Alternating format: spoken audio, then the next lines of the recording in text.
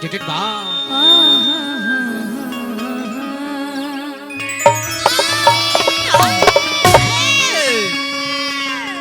by महारानी DJ रफीकन। Hello hello कि देख कर राम जी को अरे जनक नंदिनी बागों में वो खड़ी की।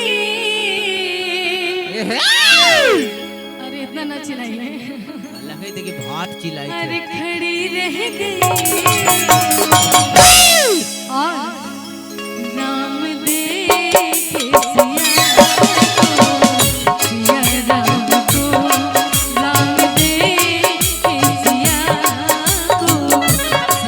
राम को, चारों अखियां लड़ी की लड़ी रह गई, चारों अखियां लड़ी की लड़ी रह गई। देख कर राम जी को जनक नंदिनी, देख कर राम जी को जनक नंदिनी।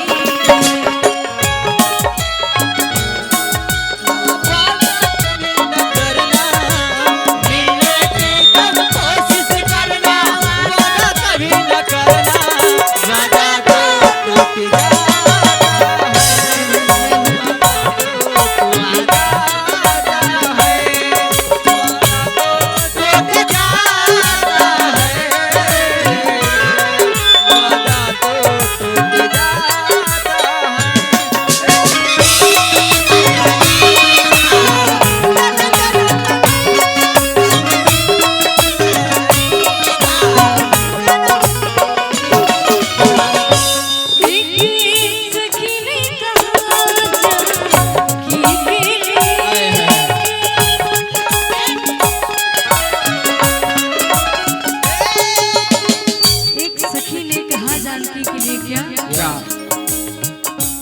रचे दिया है विधाता ने जोड़ी सुघर, दिया है विधाता ने जोड़ी सुघर,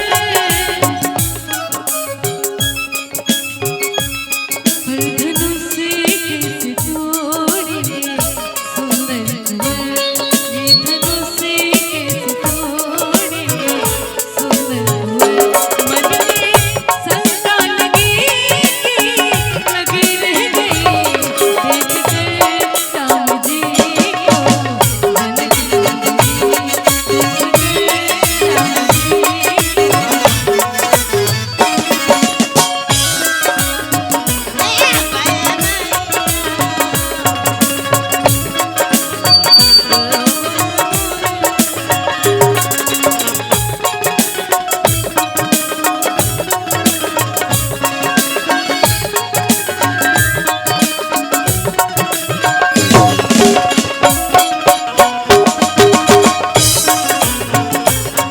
राजा होगा, राजा होगा।